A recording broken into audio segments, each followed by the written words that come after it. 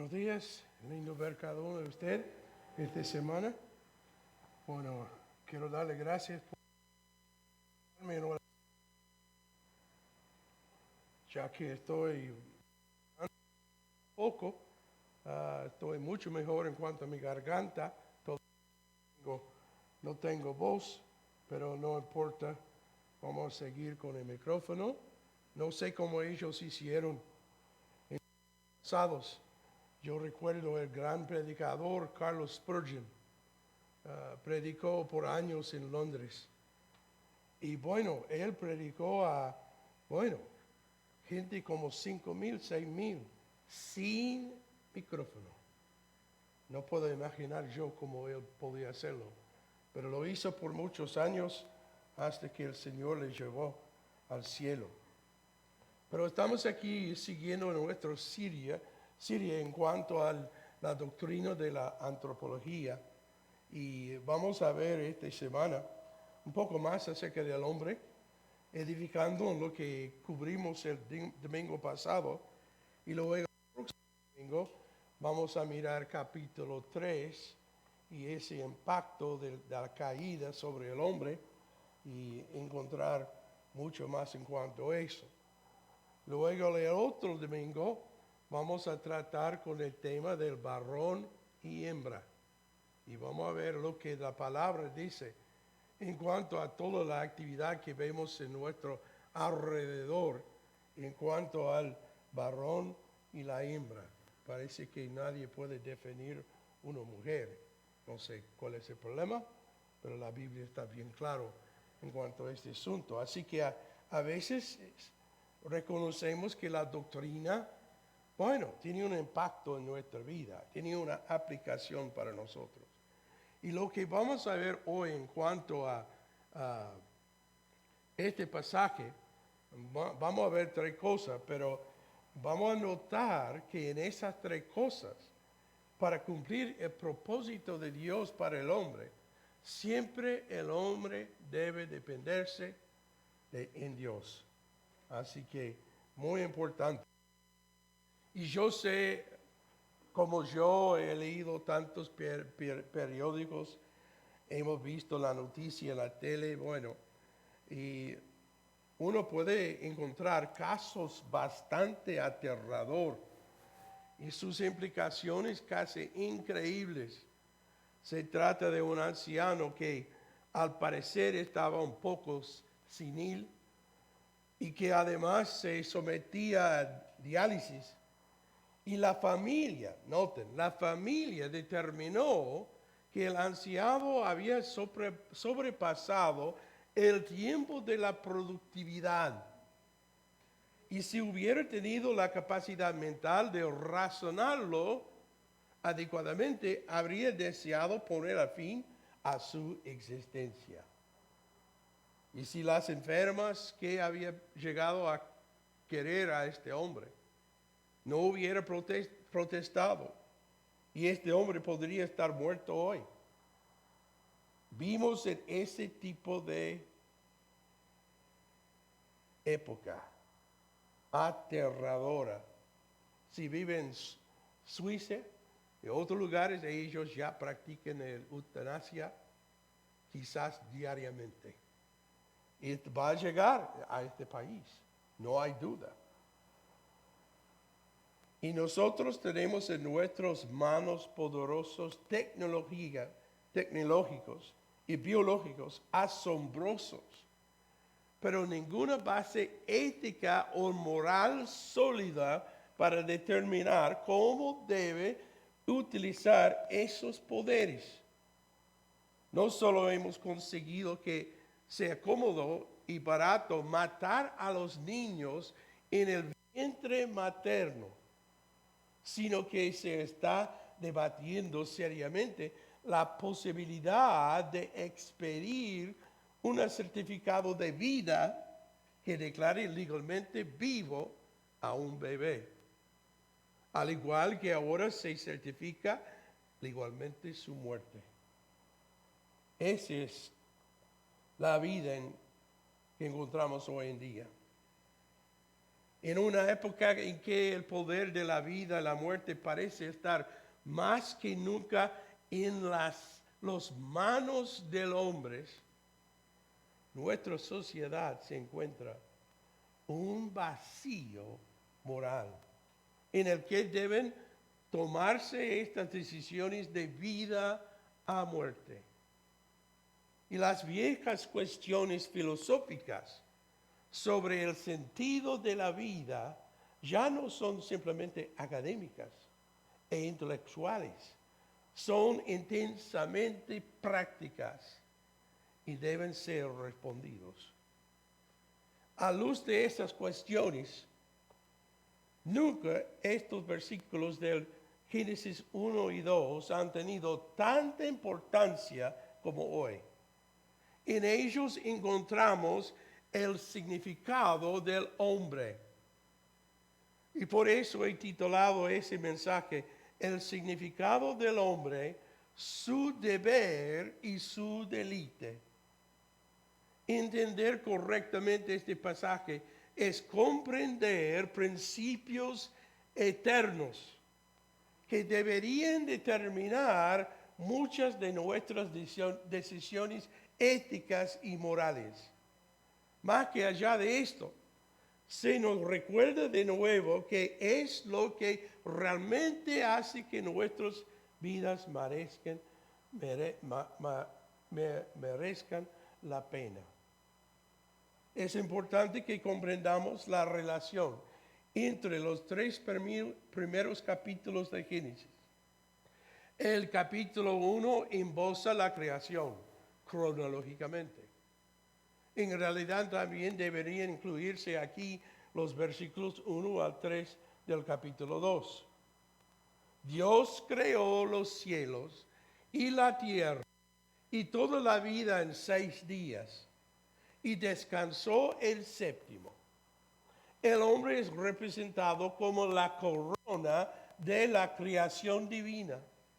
Para mantener un formato cronológico, en versículos 26 al 31 de capítulo 1, solo se da una descripción muy general de la creación del hombre. El segundo capítulo vuelve a tratar el tema de la creación del hombre con un relato mucho más detallado.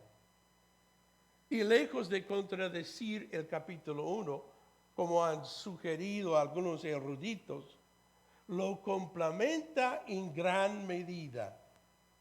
Aunque se afirma que Dios creó el hombre, tanto varón como hembra, versículos 26 y 27 de capítulo 1, se describe con más detalle en capítulo 2. En el primer capítulo se le da al hombre todas las plantas para comer. Y en el segundo se la sitúa en un hermoso jardín. El primer capítulo se le dice que el hombre que gobierna sobre todas las criaturas de Dios. Y en el segundo se da la tarea de nombrar a las criaturas de Dios. Y las contradicciones entre los dos capítulos deben ser inventados. Pues está claro que el escritor del primer capítulo pretendía completar los detalles del segundo. Además, el capítulo 2 sirve de introducción y preparación para el relato de la caída en capítulo 3. El capítulo 2 nos ofrece el escenario de la caída del hombre que se describe en capítulo 3. Se nos presenta el jardín. Usted puede notar versículos 8 y 9. El jardín, los dos árboles, el árbol de la vida y el árbol de la ciencia de bien y mal, versículo 9. La mujer que iba a ser engañada también se presenta en capítulo 2. Sin el capítulo 2, el primero sería demasiado breve y el tercero nos llegaría sin preparación. Si el capítulo 1 se presenta de la manera cronológica, es decir, en una secuencia de 7 días, el capítulo 2 no es cronológico, sino lógico. Por supuesto, los eventos del capítulo 2 encajan en el orden del capítulo 1.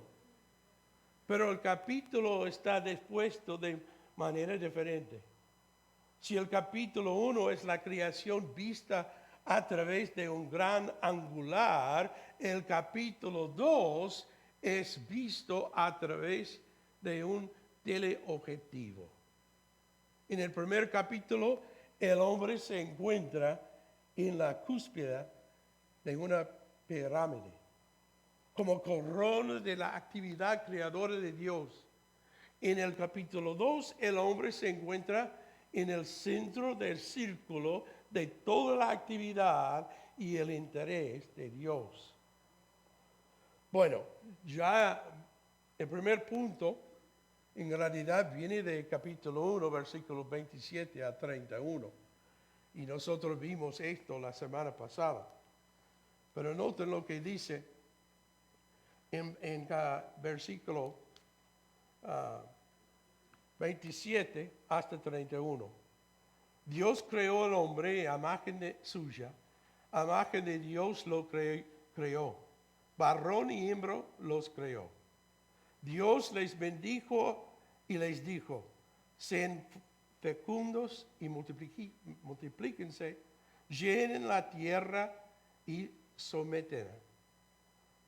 Ejercen dominio sobre el pez de mar, sobre las aves del cielo, sobre todo ser viviente que se mueve sobre la tierra.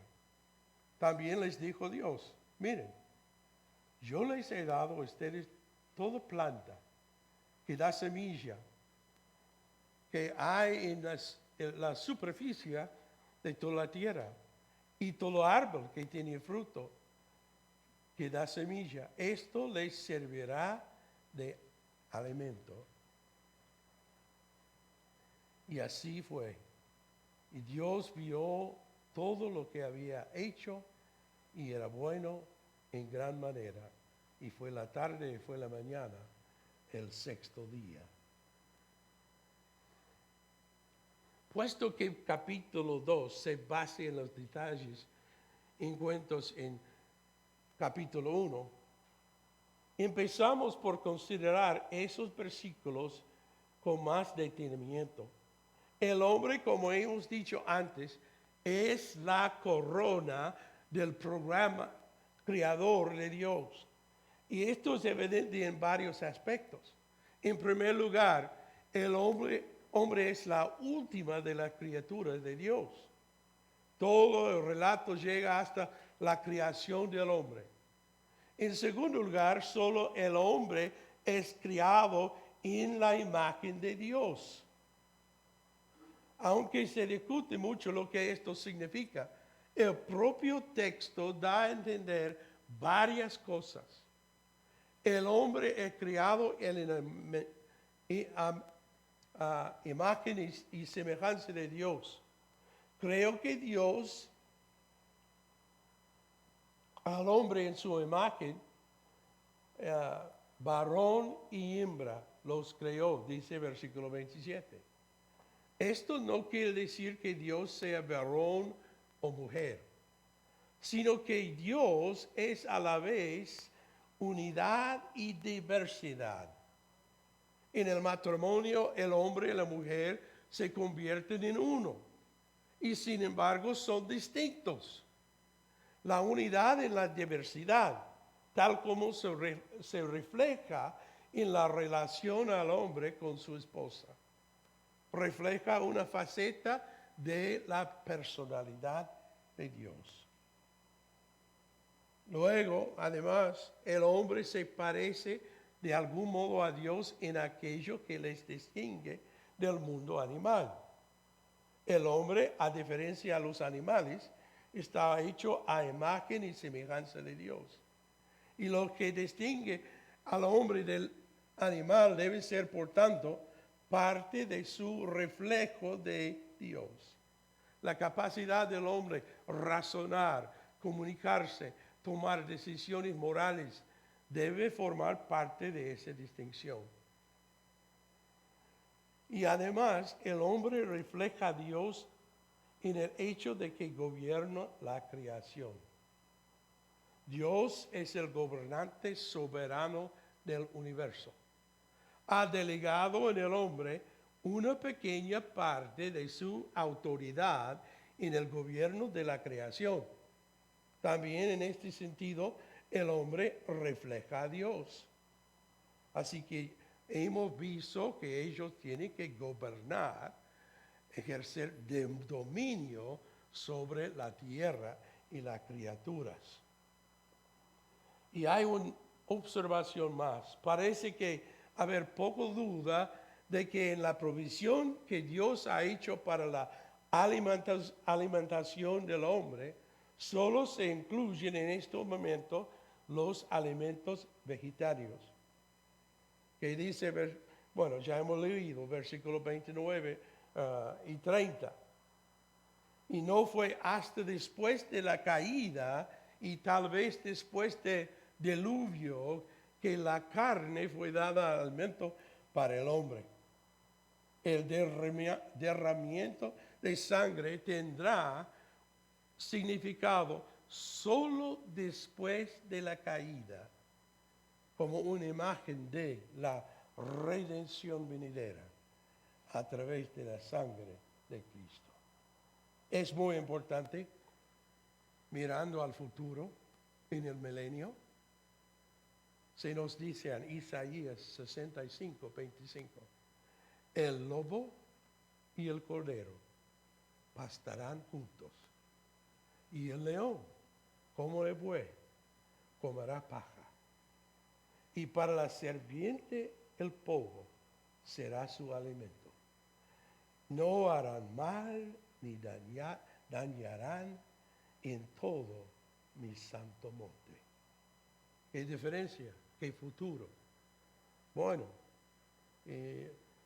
si entiendo correctamente las escrituras, el milenio será un retorno a las cosas como antes de la caída.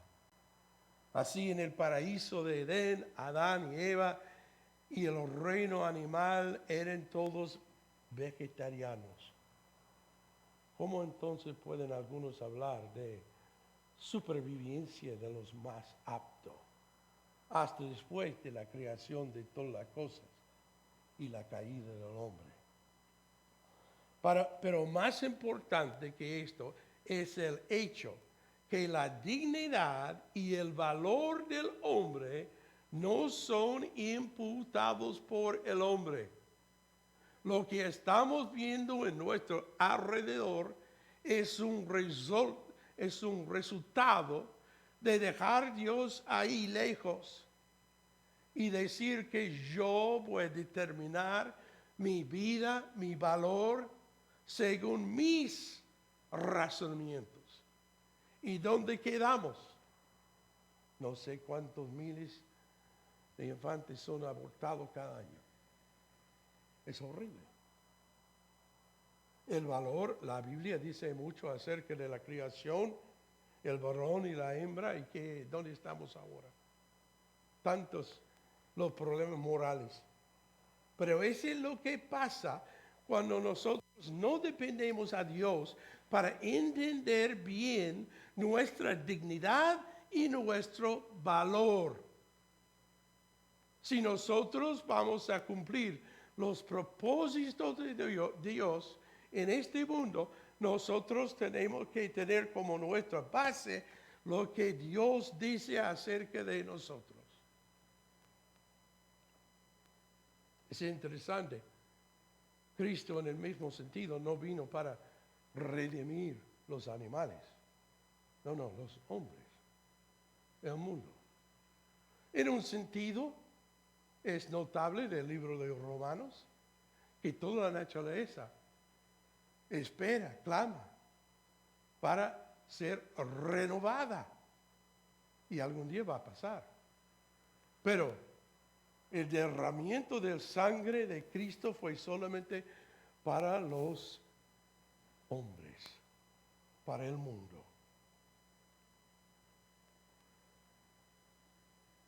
cualquier visión del origen del hombre que no considere al hombre como un producto del diseño y propósitos divinos, no puede atribuir al hombre el valor que Dios le ha dado.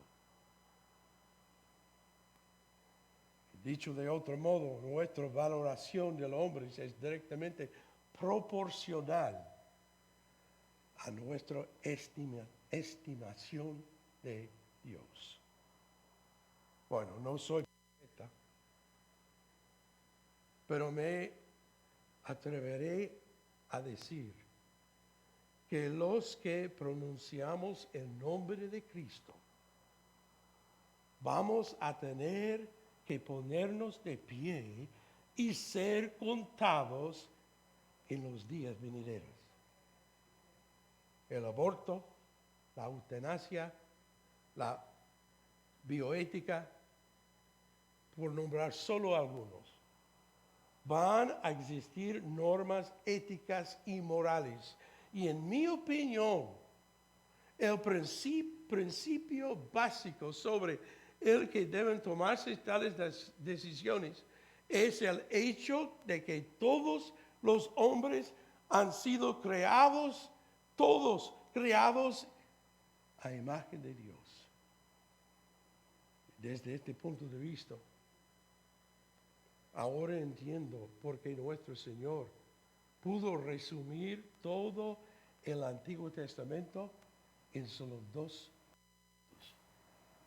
Mateo 22, versículo 37 dice, y él le contestó, amarás al Señor tu Dios con todo tu corazón y con toda tu alma y con toda tu mente. Este es el grande y primer mandamiento. Y el segundo es semejante a este. Amarás a tu prójimo como a ti mismo.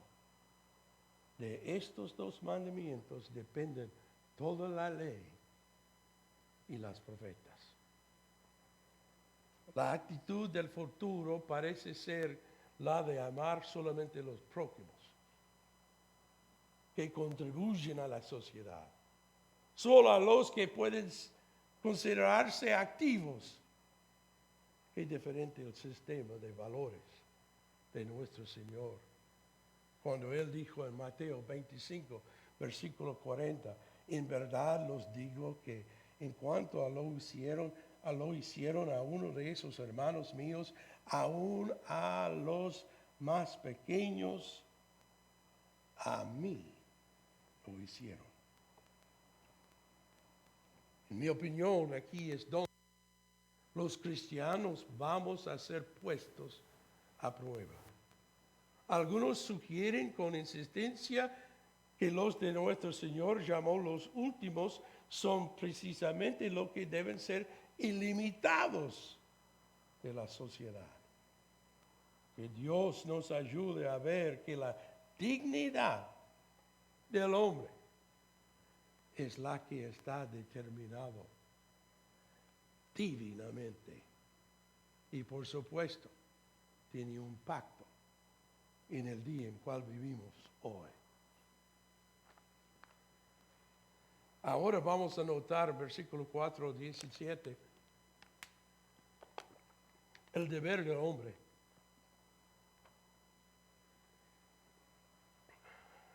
Mientras que en Génesis capítulo 1 describe una progresión del caos al cosmos, o del desorden al orden, el capítulo 2 sigue una pauta diferente. Quizás el hilo literario que recurre todo en este pasaje sea el de la actividad creadora de Dios para suplir las carencias. Así que es importante reconocer, faltamos mucho. Adán y Eva también, al principio, faltaban. Pero Dios proveyó, suplió las necesidades. El versículo 4 sirve de introducción a los versículos restantes. El versículo 5 nos informa de las deficiencias que se suplen en versículos 6 al 17. ¿Qué vemos en el principio? No hay arbustos, ni plantas, ni árboles, ningún arbusto, ninguna planta, ninguna lluvia, ninguna hombre. Estos son satisfechos por la niebla, versículo 6, y los ríos, versículos 10 a 14. El hombre, versículo 7, y el jardín, versículos 8 y 9. Y la deficiencia de los versículos 18 al 25 es sencillamente, no hay una ayuda adecuada para Adán. En la última parte del capítulo 2 se proporciona esta ayuda de una manera hermosa. Y de nuevo, permíteme subrayar que Moisés no pretende darnos aquí un orden cronológico, sino uno lógico. Su propósito es describir más concretamente la creación del hombre, su esposa y el escenario en el que se encuentran. Estos se convierten en factores clave de la caída que se produce en capítulo 3. Aunque todavía no había lluvia, Dios proporcionó el agua necesario para la vida vegetal. Versículo 6 dice, pero se levantaba de la tierra un vapor que regaba toda la superficie del suelo. ¿Cuál es el enfoque aquí? Otra vez, aún en el principio, aparte de la presencia y la actividad de Dios, el hombre faltaría. No puede hacer nada por sí mismo. Por eso tenemos que recordarnos que, bueno, hay que dependerse de Dios siempre. Versículo 9 dice, el Señor Dios hizo brotar de la tierra todo árbol agradable a la vista y bueno para comer. Asimismo, en medio del huerto hizo brotar el árbol de la vida y el árbol de conocimiento del bien y del mal. En concreto se menciona 2 árboles. Y este último árbol es el único prohibido al hombre. Versículo 16. Y el Señor Dios ordenó al hombre, de todo árbol del huerto podrás comer, pero del árbol del conocimiento del bien y del mal no comerás, porque el día que de él comas, ciertamente morirá. Y para mí es interesante que aparentemente Adán solo recibe de Dios la orden de no comer el fruto del árbol del conocimiento del bien y del mal.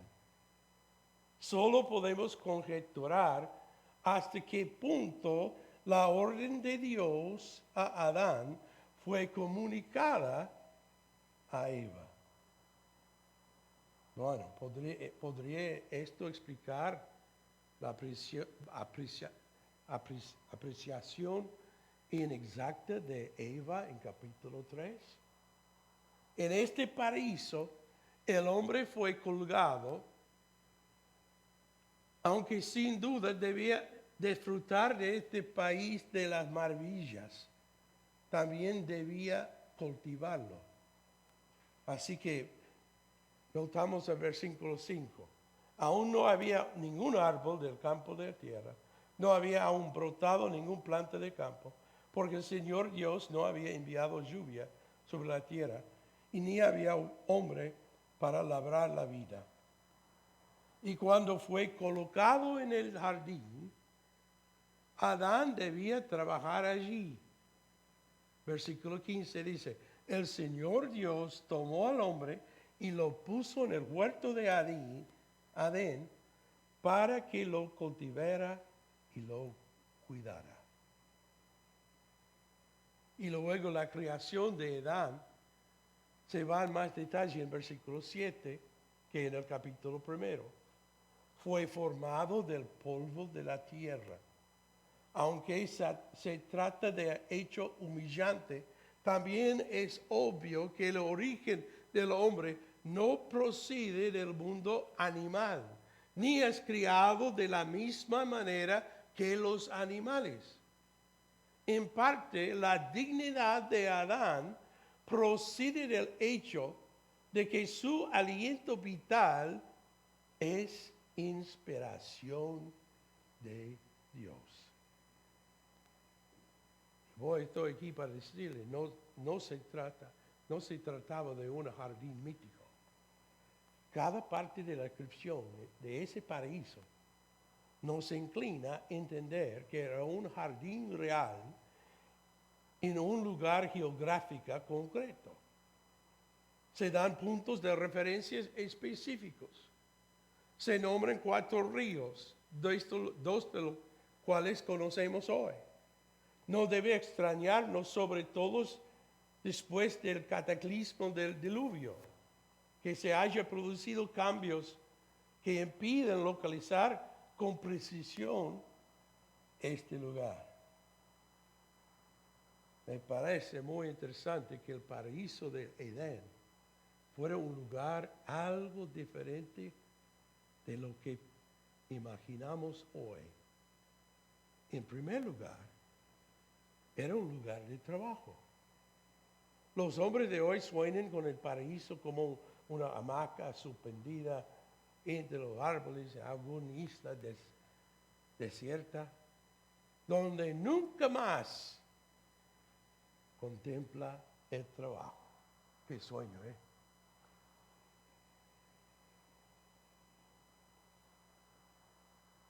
Además se piensa en un paraíso como el fin de todas las prohibiciones. El cielo se confunde a menudo con el egoísmo. Es muy egocéntrico y orientado a placer. Si bien el estado de Adán era de belleza y dicha, no pueden concebirse como un placer sin restricciones. El fruto prohibido también forma parte del paraíso. Y el paraíso no es la experimentación de todos los deseos, sino la satisfacción de los deseos, beneficios y sanos. Así que, para Adán, para actuar como un siervo, tenía que dependerse de Dios. Y el servicio no es un concepto nuevo en el Nuevo Testamento. El servicio significado proporciona plenitud y propósito de la vida. Dios describió a Israel como un jardín cultivado, una viña en Isaías 5. Jesús habló de sí mismo como vid y nosotros como los sarmientos. El Padre cuidaba tiernamente su viña. Juan capítulo 15. Pablo describió el ministerio como un trabajo de un agricultor. Segundo Timoteo capítulo 2. Y aunque la iglesia en el Nuevo Testamento puede describirse mejor que un rebaño, la imagen del huerto no es inapropiado. Hay un trabajo que hacer para el Hijo de Dios. Y ese trabajo no es una monotonía, ni un deber que cumplir a regañamientos. Es fuente de alegría y plenitud. Y muchos hoy en día no tienen un sentido real del significado y propósito porque no está haciendo el trabajo de Dios. El trabajo que Dios ha diseñado para que lo lleven a cabo. Así, el deber del hombre, las responsabilidades que Adán tenía para nombrar los animales, cultivar el huerto, y vemos a través de la escritura que también hay deberes para cada hijo de Dios. Pero nunca podemos olvidar, aparte de dependerse de Dios, no va a tener éxito. Y luego vemos el deleite del hombre. Queda una carencia. Ahora hay agua adecuada, la hermosa y abundante provisión del jardín y un hombre para cultivarla. Pero todavía no hay una compañero adecuada para el hombre. Y esta necesidad se satisface en versículos 18 a 25. El jardín con todos sus placeres, provisiones para la alimentación, la actividad significativa no era suficiente a menos que estos placeres pudieran ser compartidos. Y Dios proporcionaría a Adán lo que más necesitaba. Versículo 18, entonces el Señor Dios dijo, no es bueno que el hombre esté solo, y yo haré una ayuda adecuada. La compañera de Adán debía ser una creación muy especial, una ayuda idónea para él, un ayudante, no un esclavo, ni una inferior. La palabra hebrea eser es muy interesante. Era una palabra, obviamente le gustaba a Moisés, porque en Éxodos capítulo 18, versículo 4, se nos dice que este fue el nombre que dio a uno de sus hijos. Y otro se llama Eliezer, él para Dios y Eser. Porque Dios, el Dios de mi padre, fue mi ayuda y me libró de la espada del faraón. En otras 3 veces Moisés ha utilizado esa palabra hebrea en Deuteronomio. También va a encontrarlo en los Salmos. El sentido de la palabra, tal como se emplea con más frecuencia en el Antiguo Testamento, es que la ayuda prestada no implica inferioridad alguna. En consonancia con su uso, Dios ayuda al hombre a través de la mujer. Y qué hermoso pensamiento. Está muy por encima de algunas concepciones. Además, es un ayudante que corresponde a Adán. No es uno como Adán. Esto es precisamente lo contrario. Sin embargo, eso es a menudo lo que consideramos la esposa perfecta. Uno que es como nosotros. En muchos casos, la incompatibilidad es un designado divino. La incompatibilidad es uno de los propósitos de los matrimonios. Dios ha designado el conflicto y las cargas como lecciones para el crecimiento espiritual.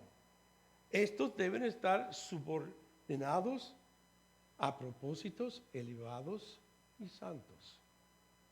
Del mismo modo que Eva fue moldeado para corresponder físicamente a Adán, también lo complementó social, intelectual, espiritual y emocional. Yo puedo recordar bien los años en el ministerio con mi esposa a mi lado. Ella fue ayudante perfecto, porque ella puede ver ciertas cosas que yo no vi. ¿Por qué? Porque, bueno, no fuéramos iguales en ese sentido.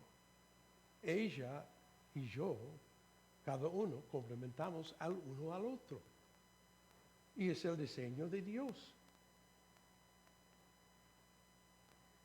En consecuencia, cuando aconsejo a quienes planeen casarse, no busco descubrir tantos puntos de similitud como sea posible. Por lo contrario, me preocupa que cada miembro de la pareja tenga una visión precisa de cómo es realmente el otro y que estén comprometidos con el hecho de que Dios los ha unido permanentemente. El reconocimiento de que Dios ha hecho al hombre y a la mujer diferentes por diseño y la determinación de alcanzar la unidad en esta diversidad son esenciales para un matrimonio sano. Y antes de crear esta contraparte, Dios abrió primero su apetito. Las criaturas que Dios había formado son ahora presentados a Adán para que les ponga nombres. Y este nombramiento reflejaba el dominio de Adán sobre las criaturas, tal y como Dios pretendía. Y es probablemente que Adán estudiara detenidamente las características únicas de cada criatura. Y este proceso de nombramiento puede haber llevado algún tiempo. En el proceso, Adán observaría que ninguna criatura podría llenar el vacío en su vida. Y además yo usaría un poco de imaginación santificada para conjeturar que Adán se observó que cada criatura tiene su propia pareja. Una contraparte maravillosamente diseñada. Y Adán debió darse cuenta de que él solo carecía de pareja. En este momento de intensa necesidad y deseo, Dios durmió profundamente a Adán y de su costilla y carne adherida formar a la mujer. ¿Y qué emoción hay en ese entusiasta repuesto de Adán? Versículo 23. El hombre dijo, este es ahora hueso de mis huesos y carne de mi carne. Esta expresión, hay una mezcla de alivio, éxtasis, sorpresa, encantada. Esta es ahora hueso de mi hueso y carne de mi carne. El nombre de la compañera de Adán es mujer.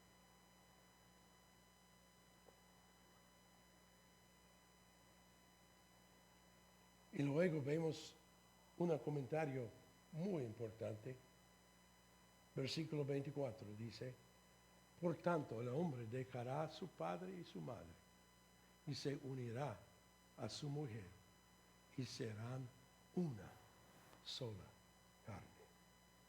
Del relato se desprende que es imperativo que el hombre deja a su madre y a su padre y se una a su mujer. ¿Y cuál es la relación entre ese mandato de dejar y unirse y la creación de la mujer? Dice, versículo 24, por esta causa. ¿De qué causa se trata? Solo pondríamos en entender la razón cuando expliquemos el mandamiento. El hombre debe dejar sus padres, no en el sentido de eludir su responsabilidad hacia ellos, sino en el sentido de dependerse de ellos.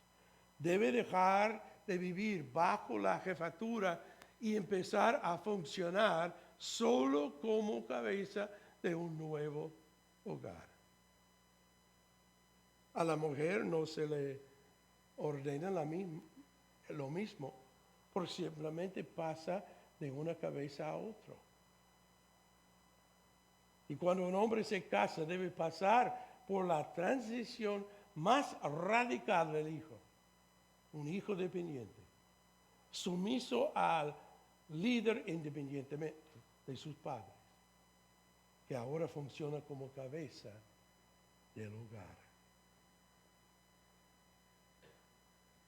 Como muchos han observado, según la palabra de Dios, la relación de marido-mujer es permanente. Mientras la relación del hijo al padre es temporal. Incluso si los padres no están dispuestos a poner fin a la relación de dependencia del hijo con sus padres, el hijo es responsable de hacerlo. Y no hacerlo es rechazar el tipo de vínculo necesario con su esposa.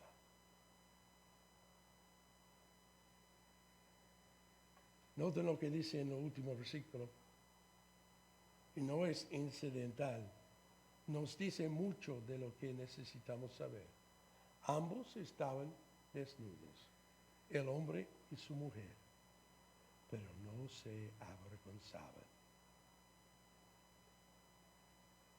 Va a notar que el sexo y las relaciones en la Biblia son preciosos, son bellos, pero es para los matrimonios. No hay duda en esto. El origen divino del matrimonio significa que no es una mera invención o convención social, sino una institución divina para el hombre. Puesto que Dios une a un hombre y a una mujer en matrimonio. Jesucristo dijo en Mateo 19, lo que Dios ha unido, que no le separe el hombre. ¿Qué hemos visto? La dignidad del hombre, el deber que Adán tenía y cualquier hijo de Dios, y el deleite, la provisión de una esposa.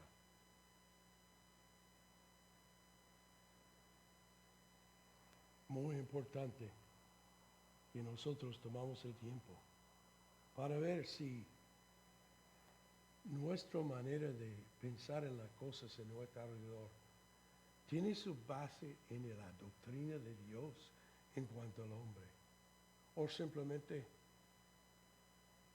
las ideas de los hombres. Porque precisamente, bueno, todo ha cambiado en los últimos 23 años para decir, bueno, lo que es correcto es lo que usted quiere hacer. Nunca ha sido así.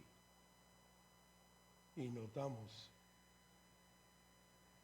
cuántos problemas tenemos hoy en día, de ese tipo de pensamiento.